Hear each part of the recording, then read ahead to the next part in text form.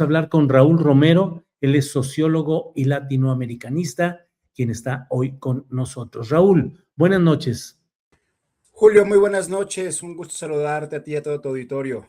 Gracias, Raúl. Igualmente, Raúl, ¿qué es lo que está sucediendo en este contexto de esta violencia en Guerrero que está difundiéndose por diferentes medios, lo que acontece y llamándose a la solidaridad activa? ¿Qué es lo que está pasando, Raúl? Mira, básicamente hay comunidades en el estado de Guerrero, principalmente en la montaña baja y hacia el centro, que se han negado a ser parte del crimen organizado, que durante años han decidido resistir, han decidido organizarse, que vienen de una tradición de lucha de organizaciones campesinas, principalmente indígenas, que habían participado de procesos de defensa de la tierra hacia los años 80, que hacia los años 90 fueron las organizaciones que desde Guerrero impulsaron las movilizaciones por los 500 años de la resistencia negra, indígena y popular en 1992, organizaciones que hacia los años 90 llegaron a una conclusión y era que el crimen organizado estaba llegando a sus territorios de la mano del Estado, de la mano de las policías municipales, de la mano de los policías estatales y también de la mano del ejército. Y con el objetivo de evitar que estos grupos de narcotráfico y el crimen organizado llegaran a sus comunidades, estas organizaciones, pueblos, decidieron crear sus propias policías comunitarias, decidieron crear sus propios aparatos de justicia, de seguridad, mucho recuperando las tradiciones y los saberes que tienen los pueblos en esta materia. Así, una de estas organizaciones es precisamente el Consejo Indígena y Popular de Guerrero, Emiliano Zapata, una organización de muchos años, de muchas décadas, que en los años 90 logró algo inaudito, que fue hacerse cargo de su propia seguridad y su propia justicia, montar incluso estrategias de reeducación para lograr e intentar reinsertar a las personas que delinquían a la actividad comunitaria, y así se mantuvieron. Sin embargo, con el avance del crimen organizado, del narcotráfico en la región, principalmente hacia los años 2010, 2015 aproximadamente, con la fractura o la disolución del grupo de los Beltrán Leiva y la escisión de varios cárteles ahí, principalmente dos cárteles, el de los Ardillas por un lado y el de los Rojos por el otro, han estado disputando la zona y han estado presionando para que las poblaciones indígenas, las poblaciones de la región, sean trabajadores esclavos de estos grupos del crimen organizado. El CIPO-GZ, esta organización indígena que pertenece al Congreso Nacional Indígena, mediante sus estructuras comunitarias, ha logrado evitar que los grupos del crimen organizado se apoderen de sus territorios, se apoderen de sus poblaciones, y sin embargo esta lucha ha generado horribles consecuencias. En los últimos 10 años, 76 personas han sido asesinadas y 25 personas han sido desaparecidas como resultado de este proceso de defensa del territorio y de defensa de las poblaciones. Y particularmente en los últimos días, digamos, estamos hablando de un proceso de ataques y de guerra ya de largo plazo, y particularmente desde el 6 de mayo pasado, es decir, hace apenas 6 días, el grupo de los Ardillos comenzó una serie de ataques que pretenden eliminar ya directamente a esta organización.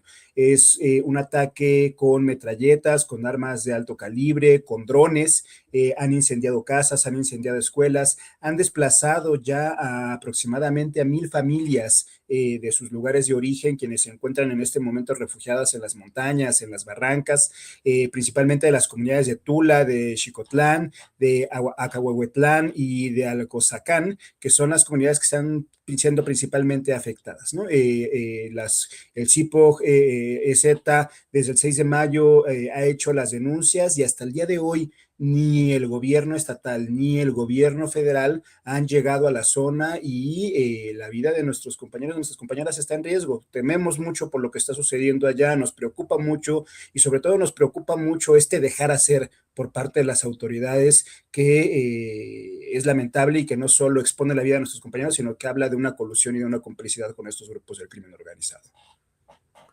Raúl, ese dejar hacer, ese permitir que las cosas sigan adelante, pues forman parte de un esquema conocido en aquella región en la cual durante largo tiempo ha habido un abandono de los diversos órdenes de gobierno y con incursiones a veces policíacas y militares de consecuencias tremendas.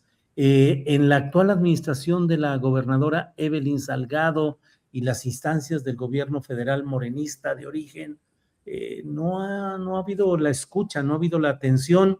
¿Qué es lo que hay ahí? Una conjunción de poderes cercanos a ciertos ámbitos del morenismo que inhiben el que haya acciones para frenar estos ataques, estas agresiones. ¿Qué es lo que se está viviendo, Raúl? Mira, Julio, la verdad es que a mí me preocupa, sabemos bien la historia de Guerrero. Guerrero es uno de los estados que más duro vivió el terrorismo de Estado en la época del PRI.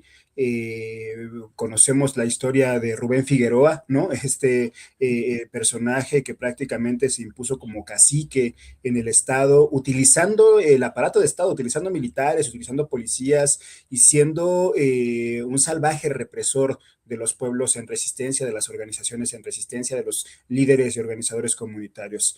Me preocupa en particular que ese terrorismo de Estado que caracterizó al Estado de Guerrero hoy haya derivado en una criminalidad de Estado, ¿no? Es decir, en una forma en la que las élites políticas y económicas utilizan ahora, como antes utilizaban al ejército, al crimen organizado para imponer sus intereses y que ejércitos y policías que bien sabemos suelen estar coludidos en esta región con grupos del crimen organizado, sean la otra parte de la pinza, es decir, que mientras los grupos del crimen organizado están siendo utilizados ahora como grupos paramilitares, como policías subrogadas, los ejércitos formales y las policías formales pues estén dejando hacer con el objetivo ese de dejarle el trabajo sucio a estos grupos criminales. Me preocupa porque en particular, digo, son 10 años, insisto, de que se vienen haciendo estas denuncias.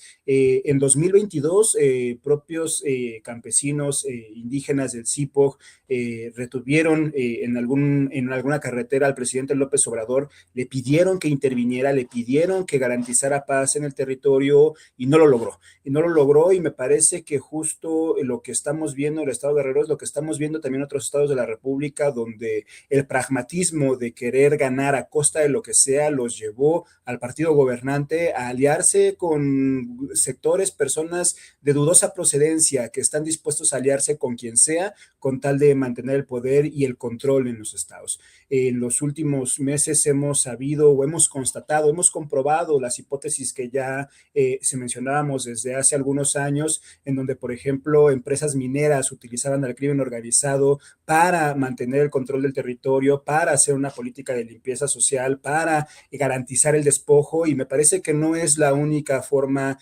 o no son solamente las mineras las que están utilizando estos grupos del crimen organizado. En Michoacán supimos también de otro tipo de industrias y me parece que en el estado de Guerrero estamos viendo algo similar. Hemos vivido algo similar donde estos grupos han obligado a los pueblos indígenas, a los pueblos campesinos a cambiar sus cultivos, a irse a sembrar amapola, a convertirse prácticamente en ejércitos, en víctimas de leva, ¿no? Donde obligan a las poblaciones a sumarse al crimen organizado para hacer esos trabajos a bajos costos o prácticamente en trabajo esclavo, ¿no? Entonces, creo que el Estado mexicano en estos actos de omisión y en estos actos en donde está dejando hacer, lo que le está mostrando o lo que está evidenciando es una complicidad que preocupa no solo por lo que significa para el propio Estado mexicano, sino que preocupa también por la vida de nuestros compañeros y compañeras de las poblaciones de Guerrero que en este momento están sobreviviendo prácticamente en barrancas, en montañas. Raúl Romero, ¿qué acciones de solidaridad, de denuncia, de movilización están contempladas? Es decir, ¿qué es lo que se está organizando en defensa de estas comunidades, Raúl? A lo largo de estos días, ayer, domingo, hoy lunes, han aparecido varios comunicados, pronunciamientos. El día de mañana, martes, 12 de mayo a las 16 horas se realizará una concentración en la Secretaría de Gobernación en la Ciudad de México, convocada por el Congreso Nacional Indígena. La presidenta de México hoy en la mañana dijo que ya estaba tomando cartas en el asunto. Las noticias que tenemos de nuestros compañeros que están en la zona hasta hace unas horas es que no ha llegado, que ya hay pueblos completamente desalojados por parte del crimen organizado, que las poblaciones han tenido que salir expulsadas de ciertos lugares donde estaban teniendo asilo, han tenido que huir a otras zonas todavía más lejanas. Entonces, urge la acción, les decía, mañana a las 16 horas en la Secretaría de Gobernación de la Ciudad de México, pero se van a realizar acciones globales. El Congreso Nacional Indígena, que es esta red de organizaciones de pueblos de la que forma parte del CIPO-GZ, ha convocado a realizar acciones nacionales e internacionales, porque si 10 años de denuncia no han bastado para que se tomen cartas en el asunto, nos preocupa que estos ataques que están ocurriendo en estos últimos días puedan ser letales y puedan derivar en una tragedia. Por lo tanto, estamos convocando a toda la sociedad, a todos los actores sociales de México y del mundo a que se pronuncien, ya que exijan la inmediata atención al problema que se está viendo en este momento en Guerrero. Raúl, muchas gracias por esta información, por el contexto, la perspectiva, la historia también, desde luego, de lo que ahí se vive. Raúl, gracias. A reserva de lo que desees agregar, apreciamos mucho el que estés con nosotros en esta ocasión. Muchas gracias, Julio. Invitada a tu auditorio en la página del Congreso Nacional Indígena, en sus redes sociales están están pasando los videos en tiempo real de lo que está pasando allá. Los jóvenes, las mujeres jóvenes que están en la zona están utilizando sus celulares para documentar lo que está sucediendo. Hemos visto videos terribles, atroces, de pueblos completamente desplazados, de balaceras todos los días, de los saldos que están dejando las bombas que avientan los drones.